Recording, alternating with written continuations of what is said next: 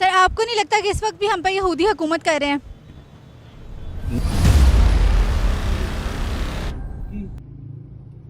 लोग कहते हैं जी ब्रिटिश चला गया लेकिन आई एम सॉरी छोड़ गया। सर आपको नहीं लगता ब्रिटिश चला गया लेकिन वो अभी भी हम पे हुकूमत कर रहा है?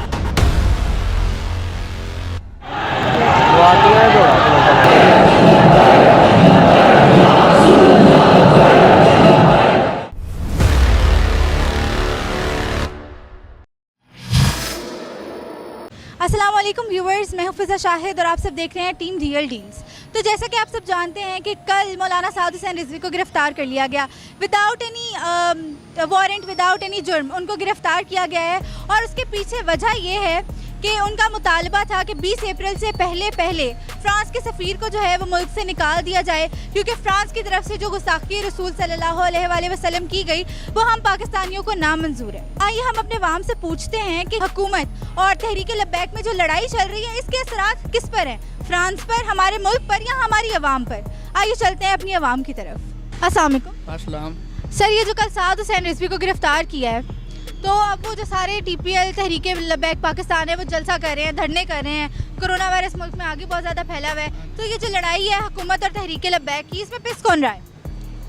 देखिए मैम जी, जो हुकूमत है ना वो ख़राब हुकूमत है, उसको कोई पता नहीं काम करने का। ठीक है, जो हमारे हक का करीम है उसके ऊपर हमारी जान भी कुर्बान है। जो वो कर रहे हैं वो ठीक कर रहे हैं। ठीक है जी, इमरान खान जो है ना वो काम ठीक कर रहा है, ठीक है, ना कुछ काम कर रहा है। जो पकड़ा ना, अब देखा ना, वो एक इमाम मस्जिद है, मौलाना साहब है, उसको गिरफ्तार कर ले, अच्छी बात तो नहीं ना है। अब लोग मार रहे हैं, इनके लोग भी मार रहे हैं, पुलिस वालों को मार रहे हैं, वो ये भी मार रहे हैं। लेकिन ये मुल्क में ना जो इंतजार फैला रहे हैं, ये जो हुकूमत है वो खुद ही फैला रही है। उनका बनता है, राइट बनता है तहरीक लब्बैक वालों का।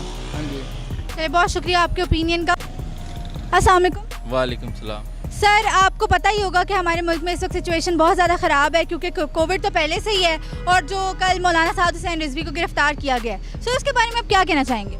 पहली तो बात है, मैं ये कहना चाहता हूँ कि जिसने अगर मसला हल कराना होता ना गुस्ताखियों के हवाले से, वो इस किस्म के काम नहीं करता। इमरान खान जो स्टेप ले रहा है पूरी वर्ल्ड में, इमरान खान और तैयब उर्दुगान ने जो काम किया, उसका मतलब है कि वो इस चीज़ को एक जड़ से ख़त्म करना चाहते हैं और कर लेंगे इंशाल्लाह, अगर कौम ने इमरान खान का साथ दिया तो। और ये जो मामला है इसमें ये अपनी ज़्यादा जो है अपनी सिर्फ वाह करवाने के चक्कर में, और इसके पीछे उनका कोई मकसद नहीं है। अगर इमरान खान जो इस वक्त स्टेप ले रहा है उसको सिर्फ यहाँ के माफियाज कमज़ोर कर रहे हैं, हमें उसका साथ देना चाहिए। इंशाल्लाह उम्मीद है कि अगर वो सदारती निज़ाम के तहत इमरान खान आता है, उसके पास फुल पावर होगी और फिर मुल्क की तरक्की देखी गई, मुल्क की जानिब जाता है। सर लेकिन अगर हम ये देखें कि जो फ्रांस के सफ़ीर को निकालने का मुतालबा है, वो तो इस वजह से है ना, आवाम हमारी जज्बात में, और वो इस वजह से कह रही है कि फ्रांस की तरफ से जो गुस्ताखी रसूल सल्लल्लाहु अलैहि वसल्लम हुई, तो सर उसके बारे में आप क्या कहना चाहेंगे? फ्रांस के सफ़ीर को निकालने के ड्रॉबैक्स हमें क्या हो सकते हैं ताकि हम अपनी आवाम को वो भी कन्वे कर सकें? फ्रांस के सफ़ीर को अगर आप निकालते हैं ना, तो अगर उसके बाद फिर फ्रांस किसी किस्म की गुस्ताखी करता है, फिर आपके पास कोई जवाब नहीं होता कि आप किसी को बुला सकें। अगर इंडिया हमारे बॉर्डर पे फायरिंग करता है ना, तो हम इंडियन सफ़ीर को बुला के उसके सामने एहतजाज रिकॉर्ड करवा सकते हैं। अगर हमने फ्रांस के सफ़ीर को निकाल दिया तो फिर हमारे पास पूरी दुनिया में कोई पॉइंट नहीं होगा कि हम बुला के किसी को कह सकेंगे जी आपने ये क्यों किया। तो उसका रहना हमारे लिए ज़्यादा बेहतर है कि बुला के हम मना कर सकें, वरना हम मना नहीं कर सके। जैसे इस वक्त इसराइल के थ्रू अगर मनी लॉन्ड्रिंग हुई है ना, तो हम इसराइल को कभी कह नहीं सकते कि जी हमारी मनी लॉन्ड्रिंग हुई है तो तुम हमें पैसे, क्योंकि हम उसको मुल्क ही तस्लीम नहीं करते।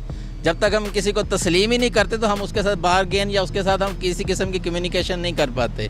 तो इसलिए कनेक्शन इस्टेब्लिश करने के लिए बीच में किसी का होना ज़रूरी है। तो उसको निकालने से इसका मतलब ये नहीं कि गुस्ताखियाँ ख़त्म हो जाएंगी। गुस्ताखियाँ ख़त्म करने के लिए और स्टेप होते हैं जो इस वक्त इमरान खान ले रहा है, और उसका रिजल्ट आपके सामने आ रहा है और आएगा। सर आपको नहीं लगता कि इस वक्त भी हम पर यहूदी हुकूमत कर रहे हैं?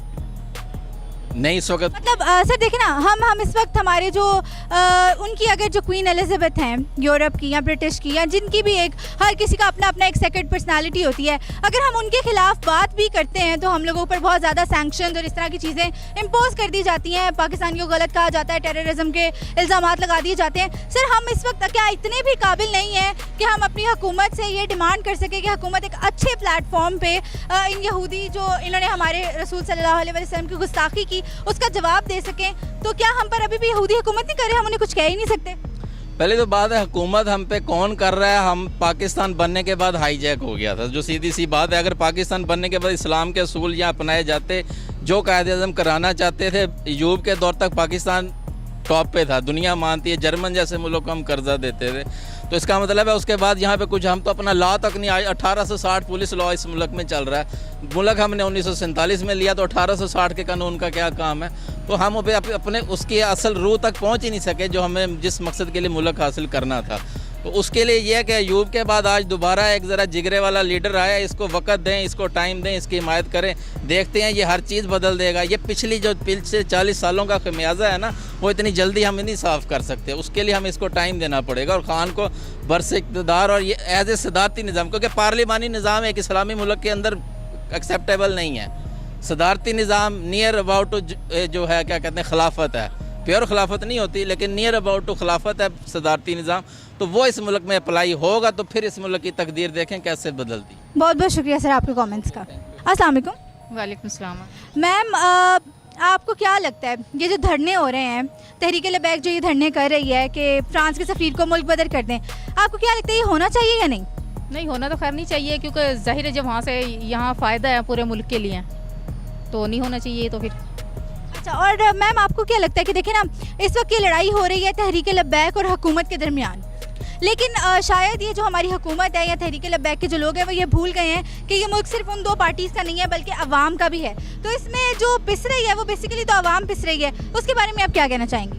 मैं तो कि ये सारा कुछ गलत हो रहा है। जो कुछ भी है सोच समझ के फैसला करना चाहिए कि अवाम के लिए नुकसान है, ये उनका तो कुछ नहीं जा रहा हुकूमत का, लेकिन उन्हें सोच समझ के करना चाहिए कि ज़ाहिर है मुसलमान के एक कलमे के ऊपर ये यानी कि मुल्क बना मुसलमानों के लिए, तो ज़ाहिर है मुसलमानों के हक़ में ये फैसला भी तो होना चाहिए ना। पूरी आवाम भी इसलिए देखें, माँ बाप भी परेशान है, बच्चे भी परेशान हैं, स्कूल कारोबार हर चीज़ तबाह बर्बाद है। तो इस चीज़ पे मसले पे फैसला होना चाहिए। बहुत बहुत शुक्रिया। अस्सलाम वालेकुम। वालेकुम सलाम। सर ये जो कल एक तो ये कि मुल्क में कोविड अलग है, ठीक है, और धरने जो शुरू हो गए हैं हमारी कंट्री में, सर आपको क्या लगता है ये धरने होने चाहिए या नहीं होने चाहिए? नहीं, बिल्कुल नहीं होने चाहिए ये धरने, क्योंकि हमारा मुल्क अभी जिस तरह की इकोनॉमी से गुजर रहा है, ये धरने ये सब कुछ बहुत गलत इम्पेक्ट पड़ेगा। क्योंकि FATF के अंदर हमारा केस चल रहा है, उधर भी फ्रांस है, ठीक है, और इकोनॉमी की वजह से भी धरने इस टाइम हम बर्दाश्त नहीं कर सकते। तो सर आपको क्या लगता है कि इस वक्त हमारी जो हुकूमत है, हम पे जो हुकूमत लोग कर रहे हैं, लोग कहते हैं जी ब्रिटिश चला गया लेकिन आई एम सॉरी छोड़ गया, सर आपको नहीं लगता ब्रिटिश चला गया लेकिन वो अभी भी हम पे हुकूमत कर रहा है? दरअसल देखिए, ये तो पिछले 47 साल से ही चल रहा है।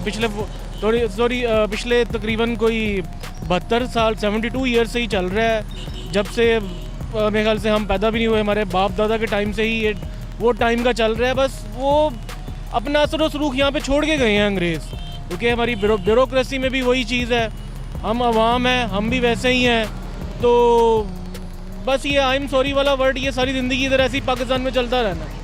और सर ये जो हमारी जो कल साद हुसैन रिजवी को गिरफ्तार कर लिया गया सर, विदाउट एनी वारंट, यानी कोई पाकिस्तान में रूल ऑफ लॉ की नहीं है चीज़।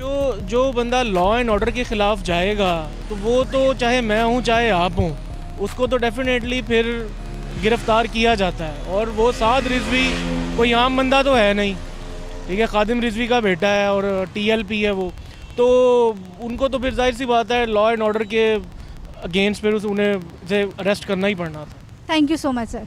जी, तो हमारी टीम रियल डील्स, जैसा कि आप सबने देखा होगा कि हमें ज़्यादातर लोगों से बात करने का मौका नहीं मिला, और उसकी भी एक सबसे बड़ी वजह ये है कि यहाँ की जो हमारी पब्लिक है उसमें इतना शऊर नहीं है, इतनी विल नहीं है कि वो अपने ओपिनियंस को आकर पब्लिकली शेयर कर सकें। और इसके अलावा ये है कि कुछ लोग जो शेयर करते हैं उन्हें ये फेयर होता है कि ये टॉपिक बहुत सेंसिटिव है, हम बात करना नहीं चाहते। लेकिन इसके अलावा जिन लोगों ने हमसे बात की और हमारा जो लोग हमें देख रहे हैं, हमारा उनसे भी यही एक क्वेश्चन है कि आप लोग भी हमें इस टॉपिक के ऊपर आगाह करें। आप जो अपने ओपिनियंस हैं, आपके जो भी आप कहना चाहते हैं पब्लिकली, उसको आगे कमेंट्स में शेयर करें, और हो सकता है कि हम वो रास्ता बने जिससे हम चेंज को ला सकें। क्योंकि इस वक्त जो हालात हैं, हुकूमत और TPL की लड़ाई के दरमियान पे सिर्फ पब्लिक रही है, तो हम अपनी पब्लिक के लिए काम करें। और आप प्लीज़ आकर हमें कमेंट्स में बताएं कि आपका इस टॉपिक के बारे में क्या ओपिनियन है, ताकि हम कुछ चेंज ला सकें। Thank you so much. अल्लाह हाफ़िज़।